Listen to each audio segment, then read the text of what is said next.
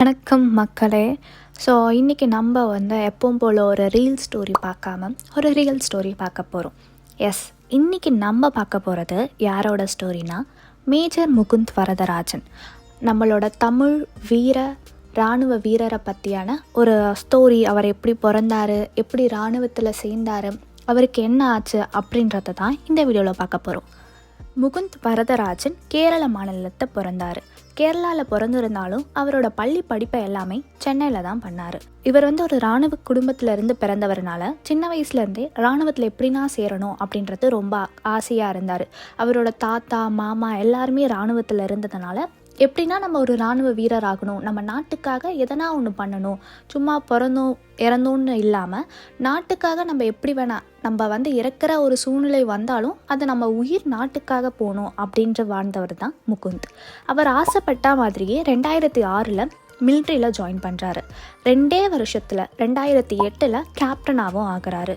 கல்லூரியில் காதலிச்ச அவங்களையும் ஒரு காதல் திருமணத்தையும் பண்ணுறாரு. ஒரு அழகான ஒரு பெண் குழந்தையும் இருக்காங்க. அவரோட வாழ்க்கை நல்லா போயிட்டே இருக்கும்பொழுது எல்லா இராணுவ வீரருக்கும் ஒரு ஆசை என்னென்னா, ஒரு 44 RRல எப்படி நான் ஜாயின் பண்ணணும், நம்ம நாட்டு அந்த பார்டரில் இருந்து எப்படின்னா தீவிரவாதிகிட்ட இருந்து நம்ம நாட்டை காப்பாற்றணும் அப்படின்ற ஒரு கனவு தான் முகுந்துக்கு சின்ன வயசுலேருந்தே இருந்தது. அவர் ஆசைப்பட்ட மாதிரி அந்த 44 RR டீம்லேயும் அவர் ஜாயின் பண்ணுறாரு. 44 RR டீமில் சேர்ந்துட்டு அவரோட உயர் அதிகாரிகிட்ட இருந்து ஒரு நல்ல பேரையும் வாங்குறாரு. 2012 நடந்த அந்த ஆப்பிள் ஃபார்மில் அவர் ஒரு தீவிரவாதியை அழித்தது சுட்டு கொன்னார். அது ரொம்ப ஒரு மிகப்பெரிய ஒரு இன்சிடெண்ட்டாக இன்ன வரைக்கும் பேசப்படுது. அவரோட தீவிரவாதியோட கையில் இருக்கிற ஒரு துப்பாக்கியில் இருக்கிற குண்டுக்களை கணக்கில் கொண்டு அவர் முன்னாடி போய் தில்லா நின்று அவரோட நெத்தி பொட்டுலேயே அவரை சாவடித்தார். ஸோ இது இன்ன வரைக்கும் எல்லாருக்குமே தெரிஞ்சது. அந்த 2012 என்ன ஆச்சுன்னா, ஆப்பிள் ஃபார்முக்குள்ளே நிறைய ஒரு தீவிரவாதிங்க வந்துட்டாங்க அப்படின்ற ஒரு நியூஸ் எல்லாம் பரவிட்டு இருந்தது. அல்டஃப் பாபா அப்படின்றவர் ஒரு துப்பாக்கியை வச்சு நல்லா சரமாரியாக சுட்டுட்டே இருந்தார். இவங்க சுடாமல் இந்தியன் டீம் வெயிட் பண்ணிகிட்டே இருந்தாங்க. அவர் எல்லா இடத்துலையும் சுட்டிகிட்டே இருந்தார். ஆட்டோமேட்டிக்கில் இருந்த கன்னை திடீர்னு மேனுவல் மோடில் சேஞ்ச் பண்ணார். இவர் ஏன் மேனுவலில் சேஞ்ச் பண்ணுறாருன்ட்டு வெயிட் பண்ணி பார்த்துருந்த முகுந்த் வரதராஜன், சரி பார்ப்போம் என்ன பண்ணுறாங்க, அப்போனா அவன் மேனுவலில் மாற்றிட்டாங்கன்னா அவங்கக்கிட்ட கண்டிப்பாக புல்லட் இருக்காது, அதனால தான் மேனுவலில் மாற்றிருக்காங்க அப்படின்ட்டு வெயிட் பண்ணிவிட்டு அவங்களோட குண்டுக்களோட எண்ணிக்கையை கவுண்ட் பண்ணிகிட்டே இருந்தாங்க. ஸோ கடைசியாக 1:30 இருக்குது. அது 0 ஆகும்பொழுது அவரோட முன்னாடியே போயிட்டு அவங்கள அல்தஃப் பாபா அப்படின்ற ஒரு தீவிரவாதியை சாவடிக்கிறாங்க. இவங்க எல்லாருமே ஹிஸ்புல் முஜாஹிதீன் அப்படின்ற ஒரு தீவிரவாத அமைப்பை சேர்ந்தவங்க தான் அப்படின்றாரு. அல்தஃப் பாபா அவர் சாவடித்தாலும் அவர் கையில் நிறைய ஒரு டெக்னிக்கலான கோடிங் வேர்டெல்லாம் இருக்கிற நிறைய டாக்குமெண்ட்டெல்லாம் இவர் எடுத்துகிட்டு வந்திருப்பார். ஸோ அதை கோடிங் டிபார்ட்மெண்ட்டை கொடுத்து இதில் கண்டிப்பாக எதனா முக்கியமான ஒரு டீட்டெயில் தான் இருக்கும், ஸோ இதை என்னென்னு பாருங்கள் அப்படின்ட்டு ரொம்ப நாளாக வெயிட் பண்ணிகிட்டு இருப்பார். இதுக்கு நடுவில் இவர் 2012 இந்த ஆப்பிள் ஃபார்மில் நடந்தது நாடு முழுவதும் பரவி, என்ன ஒரு இராணுவ வீரர் என்ன மாதிரி ஒரு டெக்னிக்கை யூஸ் பண்ணி ஒரு தீவிரவாதியை அழிச்சிருக்காங்க அப்படின்னு சொல்லிட்டு நாடு முழுவதும் முகுந்த் வரதராஜன் அவங்களோட பெருமை எல்லாருக்கிடையும் போய் சேர்ந்தது. அதுக்கப்புறம் ஏப்ரல் 24, 2014 ஸோ இந்த தீவிரவாதிங்க அகைன்னு ஒரு தாக்குதலை ஏற்படுத்துகிறாங்க. ஆனால் இந்த டைம் அவங்க சண்டை போடுறது ஒரு எலெக்ஷன் டைம். எலெக்ஷன் அப்போ கரெக்டாக எல்லாரும் டார்கெட் பண்ணி அடிக்கிறாங்க. காஷ்மீர் ஜம்முவில் இருக்கிற மக்களால் ஓட்டு போக முடியலை. ஸோ இது இந்தியாவுக்கு மிகப்பெரிய ஒரு அவமானமாக அப்போ கருதப்பட்டது. அவங்களோட நாட்டு மக்கள் போய் அவங்களோட நாட்டுக்காக ஓட்டு போடாத ஒரு நிலைமை. மக்கள் எல்லாருமே வீட்டுக்குள்ளே பதுங்கி இருந்தாங்க, வெளியில் வந்தால் என்ன ஆகுமோன்னு தெரியாமன்ட்டு. இதை கேட்டதுக்கு முகுந்த் வரதராஜன் ரொம்ப கஷ்டப்பட்டார். முகுந்தோட மனைவியை கால் பண்ணி, எனக்கு ரொம்ப பயமாக இருக்குது, அங்கே என்ன நீங்கள் சேஃபா அப்படின்னு கேட்கும்பொழுது, நீ எதுவும் பயப்படாத, இங்கே ஒன்றும் இல்லை, மரணமே என்னை பார்த்து பயப்படும், எனக்கு மரணன்றது ஒன்று கிடையவே கிடையாது அப்படின்றதான் முகுந்த் அப்பவும் சொல்லியிருப்பாங்க. இதற்கு முன்னாடி 44 RR டீமில் சேர்ந்து நிறைய சக்ஸஸ்ஃபுல் ப்ராஜெக்ட் எல்லாம் பண்ணியிருப்பாங்க. ஸோ அந்த டைமில் முகுந்தோட ஒரு முதுகில் ஒரு காயம் ஏற்பட்டிருக்கும். அவர் மனைவியும் குழந்தையும் பார்க்க தமிழ்நாட்டுக்கு வந்திருப்பாங்க. அவரோட காயத்தை பார்த்து அவங்க மனைவி ரொம்ப அழுது ஃபீல் பண்ணியிருப்பாங்க. எனக்கு ரொம்ப பயமாக இருக்குது, உங்களுக்கு நிறைய அடிப்படுது, இப்போலாம் கை கால் எல்லாத்துலேயும் காயம் வருது அப்படின்ட்டு ரொம்ப ஃபீல் பண்ணியிருப்பாங்க. அப்போ கூட முகுந்த் என்ன சொல்லியிருப்பாங்கன்னா, நீ அழாத, ஒரு இராணுவ வீரரோட மனைவி எப்பவுமே அழக்கூடாது, நீ வந்து எனக்கு மரணமே ஒன்று நடந்தாலும் அந்த டைமில் நீ அழக்கூடாது, கர்வமாக இரு, நான் ஒரு இராணுவ வீரரோட மனைவி அப்படின்ட்டு ஒரு கர்வமாக இரு அப்படின்னு சொல்லிட்டு தான் முகுந்தோ போயிருப்பாங்க. ஸோ இப்போ கால் பண்ணி கேட்கும்போதும் அவர் அதே தான் சொல்வார், எனக்கு வந்து மரணம்ன்றது ஒன்று நடக்காது, நீ வந்து பயப்படாத அப்படின்னு சொல்லியிருப்பாங்க. ஸோ நெக்ஸ்ட் டே முகுந்த் அவங்க டீம் கூட இருக்கும்பொழுது கரெக்டாக கால் வரும். அந்த கோட் வேர்டை நாங்கள் கிராக் பண்ணிட்டோம் வாங்க அப்படின்னு சொல்லிட்டு கூப்பிடுவாங்க. ரொம்ப நாள் இவர் அதுக்கு தான் வெயிட் பண்ணியிருப்பார். ஒரு நாடே வந்து அந்த அல்தஃப் பாபாவை சாவடிச்சிட்டாங்க, ரொம்ப ஒரு செலிப்ரேட் பண்ணுற டைம்லையும் முகுந்த் வந்து அதை ஒரு பெரிய விஷயமா எடுக்காமல் அந்த கோட் வேர்டில் கண்டிப்பாக ஏதோ ஒன்று இருக்கும் அப்படின்றது ரொம்ப நாளாக வெயிட் பண்ணியிருப்பார். ஸோ அதுக்கேற்ற மாதிரி கால் வந்துட்டு அதுக்கப்புறம் போய் மீட் பண்ணுவாங்க.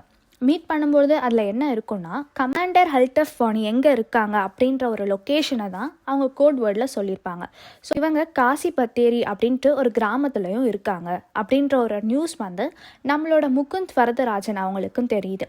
ஸோ இவர் அந்த வில்லேஜுக்கு போகிறாரு. அந்த கிராமத்தில் இருக்கிற மக்கள்கிட்டலாம் பேசும்போது அவருக்கு என்ன தெரியுதுன்னா, அங்கே அல்தஃப் வானி கூட இன்னும் 2 பேர் இருக்காங்க. 3 தீவிரவாதிங்க வந்து அந்த இடத்துல இருக்காங்கன்ட்டு கண்டுபிடிச்சிட்டு அவங்களால ஆனால் அப்போ அட்டாக் பண்ண முடியல. ஏன்னா அது ரொம்ப ஈவினிங் டைம். ஸோ இதுக்கப்புறம் இன்னும் லேட் ஆகிடுச்சுன்னா தீவிரவாதிங்களாம் தப்பிச்சிடுவாங்க, கிடைச்ச சான்ஸை மிஸ் பண்ணக்கூடாதுன்ட்டு இவங்க இருக்கிற இடம் தெரிஞ்சும் அவங்க ரொம்ப நேரம் வெளியிலேயே வெயிட் பண்ணிட்டு இருக்காங்க. ஸோ இப்போது நம்மளோட முகுந்த் வரதராஜன் விக்ரம் அவங்களோட ஃப்ரெண்டு கிட்ட வந்து சொல்கிறாங்க, நம்ம வந்து ஆப்பிள் ஃபார்மில் யூஸ் பண்ண அதே டெக்னிக்கை இப்போ யூஸ் பண்ணலாம் அப்படின்வாங்க. ஆனால் இந்த இடத்துல வந்து இவங்களுக்கு ஒரு ட்ராபேக் இருக்குது. என்னென்னா இவங்க கிட்ட டைம் இல்லை, ரொம்ப லேட் ஆகிட்டே இருக்குது. எவ்வளோ லேட் ஆகுதோ அந்த தீவிரவாதிங்க தப்பிக்கிற அந்த அளவு சான்சஸ் இருக்குது. ஸோ இவங்க என்னென்னா ரொம்ப நேரம் வெயிட் பண்ணி பார்க்குறாங்க. அதுக்கப்புறம் குண்டு மழை போட ஆரம்பிக்கிறாங்க. முன்னாடி இருக்கிற அந்த வீட்டோட செவுறு மொத்தம் இடிஞ்சு விழுது. நம்மளோட முகுந்த் அண்ட் விக்ரம் வந்து அந்த வீட்டுக்குள்ளேயும் போகிறாங்க. போயிட்டு இவங்களை நோக்கி எல்லாருமே ரொம்ப ஷூட் பண்ணிகிட்டே இருக்காங்க. ஸோ இவர் எப்பவும் போல் நோட் பண்ணுறாரு, அந்த AK-47 வந்து ஆட்டோமேட்டிக்கில் இருந்து மேனுவல் மோடுக்கு சேஞ்ச் பண்ணுறாங்க. ஸோ ஓகே, இவங்க கிட்ட புல்லட் இல்லை, புல்லட் வந்து ரொம்ப கம்மியாக வருதுன்னு தெரிஞ்சு ஆளுக்கு ஒவ்வொரு சைடாக போயிடுறாங்க. கொஞ்ச நேரம் கழித்து விக்ரமோட தோட்டாலேருந்து வர குண்டு சவுண்டு கேட்கவே இல்லை. விக்ரம்க்கு ஏதோ ஆயிடுச்சு அப்படின்ட்டு கண்டுபிடிச்சவர் விக்ரம் இருக்கிற அந்த டைரக்ஷன் தேடி முகுந்த் வந்து போகிறாங்க. ஸோ அவரோட விக்ரம் வந்து அழுத்து தொடையிலெல்லாம் புல்லட் இறங்கி ரத்த வெள்ளத்தில் படுத்துட்டு இருக்காங்க. அந்த டைம் நம்மளோட ஃப்ரெண்டு இறந்தது அதை நினச்சி ஃபீல் பண்ணுற அழுகிற ஒரு சுச்சுவேஷனும் அவருக்கு இல்லை. அங்கேருந்து ரொம்ப ஸ்பீடாக போகிறாரு. அவங்கள சாவடித்தது அந்த அல்தஃப் வானி. ஸோ அவர் முன்னாடி அல்தஃப் வானி புல்லட்டே இல்லாமல் கடைசி புல்லட்டில் தான் விக்ரமை சாவடிச்சிருப்பாங்க. ஸோ அவரை நோக்கி அந்த புல்லட்டால் நல்லா ஷூட் பண்ணுறாரு. தப்பிக்க போயிருந்த அந்த அல்தஃப் வானியும் அந்த இடத்துலையும் இறந்துடுறாங்க. இதில் ஃபஸ்ட்டு ஒரு தீவிரவாதி அந்த வாலெல்லாம் கீழே விழும்பொழுதே அந்த சுவருக்குள்ளே இறந்துட்டு இருப்பார். இன்னொருத்தவர் மயக்க நிலைமையில தான் இருந்திருப்பார். ஸோ கடைசி இருந்த அந்த ஒருத்தவர் மயக்கம் முடிஞ்சிட்டு முகுந்தை நோக்கி 3 புல்லட்டை வந்து சுட்டிருக்காரு. திருப்பி முகுந்தை சுட்டு 3 தீவிரவாதியும் அந்த வீட்டுக்குள்ளேயே வந்து அவர் சாவடிச்சிட்டாரு.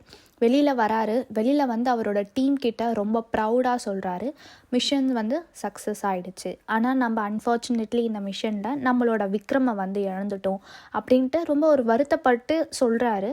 ஆனால் என்னையும் சுட்டாங்க, எனக்கு என்ன ஆச்சுன்னு தெரியல, நான் நல்லா தான் இருக்கேன் அப்படின்ட்டு அவர் சொல்கிறாரு. ஃபோன் பண்ணியும் சொல்கிறாரு.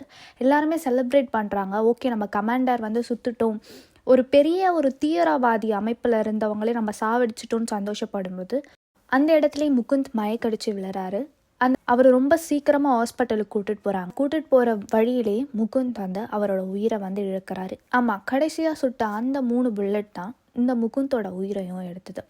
முகுந்தோட அவங்களோட உடல் வந்து சென்னைக்கு எடுத்துகிட்டு வந்தாங்க அவங்க வீட்டுக்கு. ஸோ அவர் போட்டிருந்த அந்த மிலிட்ரி ட்ரெஸ் எல்லாம் அவங்க ஒய்ஃப் கிட்ட கொடுத்தாங்க.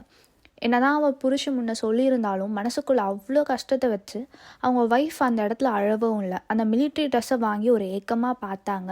ஆனால் அவங்க கண்ணுலேருந்து ஒரு துளி கண்ணீரும் வந்து வரலை. நாடே ரொம்ப வருத்தத்தில் இருந்துச்சு. ஒரு பெரிய ஒரு ஹீரோ மாதிரி இருந்தவர் நம்ம எல்லாரையும் விட்டு போனாங்கன்ட்டு நாட்டில் எல்லாருமே ரொம்ப கஷ்டப்பட்டாங்க.